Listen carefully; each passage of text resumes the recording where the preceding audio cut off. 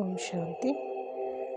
जैसे चारों ओर संगठन के रूप में याद का बल अपने में भरने का पुरुषार्थ किया, वैसे अब फिर आने वाले ये 2 मास विशेष बुलंद आवाज से चारों ओर बाप को प्रत्यक्ष करने के नगारे बजाने हैं। जिन नगारों की आवाज को सुनकर सोई हुई आत्माएं जग जाए।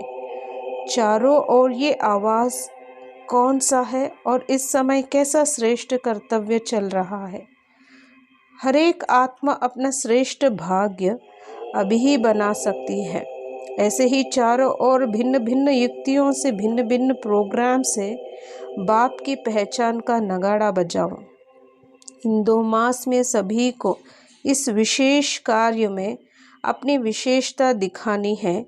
जैसे याद की यात्रा में हर एक ने अपने पुरुषार्थ प्रमाण रेस में आगे बढ़ते रहने का पुरुषार्थ किया, वैसे अब इस 2 मास के अंदर बाप को प्रत्यक्ष करने के नए नए प्लान्स प्रैक्टिकल में लाने की रेस करो। फिर रिजल्ट सुनावेंगे कि इस रेस में फर्स्ट, सेकंड और थर्ड प्राइज लेने वाले कौन कौन निमित्त बने। चांस भी बहुत अच्छा है। शिव जयंती का महोत्सव भी इन 2 मास में है ना, इसलिए अब रिजल्ट देखेंगे। 1 मास के अंदर योग बल की प्राप्ति का क्या अनुभव किया। अब योग बल द्वारा आत्माओं को जगाने का कर्तव्य करो और सबूत दिखाओ। जैसे बाप दादा से भी पुरुषार्थ का प्रत्यक्ष फल प्राप्त होता है, वैसे रिटर्न में प्रत्यक्ष फल दिखाओ और सर्वशक्तिवान बाप की पालना का प्रत्यक्ष स्वरूप दिखाओ। साकार रूप द्वारा भी बहुत पालना ली और अवस्था रूप माना अव्यक्त रूप द्वारा भी पालना ली।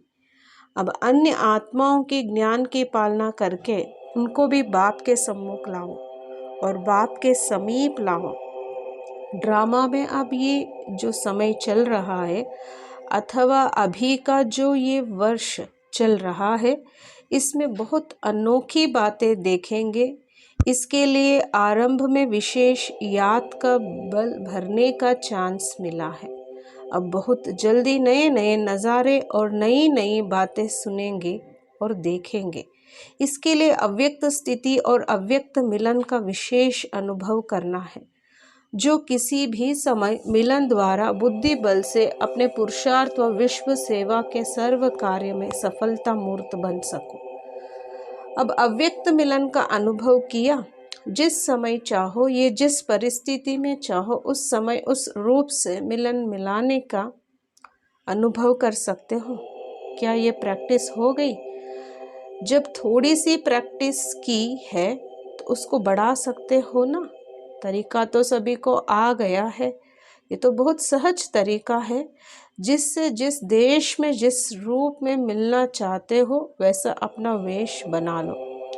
अगर अपना वेश बना लिया तो उस वेश में और उस देश में पहुंच ही जाएंगे और उस देश के वासी बाप से अनेक रूप से मिलन मना सकेंगे। सिर्फ उस देश के समान वेश धारण करो, अर्थात स्थूल वेश और स्थूल शरीर की स्मृति से परे सूक्ष्म शरीर अर्थात सूक्ष्म देश के वेशधारी बनो। क्या बहुरूपी नहीं हो? क्या वेश धारण करना नहीं आता? जैसे आजकल की दुनिया में जैसा करते वैसा वेश धारण कर लेते हैं, वैसे आप भी बहुरूपी हो। तो जिस समय जैसा कर्म करना चाहते हो, क्या वैसा वेश धारण नहीं कर सकते? अभी अभी साकारी और अभी अभी आकारी वैसे स्थूल वस्त्र सहज बदल सकते हो, तो क्या अपनी बुद्धि द्वारा अपने सूक्ष्म शरीर को धारण नहीं कर सकते हो? सिर्फ बहुरूपी बन जाओ तो सर्व स्वरूपों के सुखों का अनुभव कर सकेंगे। बहुत सहज है। अपना ही तो स्वरूप है। कोई नकली रूप किसी दूसरे का थोड़े ही धारण करते हो। दूसरे के वस्त्र ऊपर नीचे हो सकते हैं, फिट हो या ना हो, लेकिन अपने वस्त्र तो सहज ही धारण हो सकते हैं। तो ये अपना ही तो रूप है, सहज है ना। ड्रामा अनुसार ये विशेष अभ्यास भी कोई रहस्य से नूंदा हुआ है।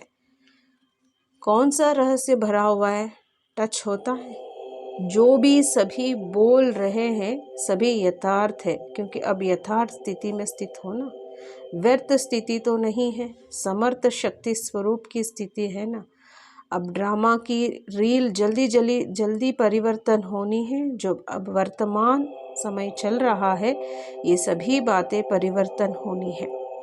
व्यक्त द्वारा अव्यक्त मिलन, ये सभी तीव्र परिवर्तन होने हैं।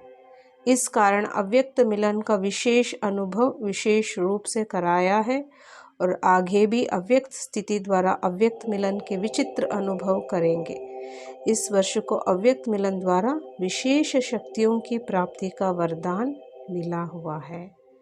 इसीलिए ऐसे नहीं समझना कि ये मास समाप्त हुआ, लेकिन इसी अभ्यास को और इसी अनुभव को जो लगातार आगे आगे बढ़ाते रहेंगे उनको बहुत नए नए अनुभव होते रहेंगे। अच्छा, ओम शांति।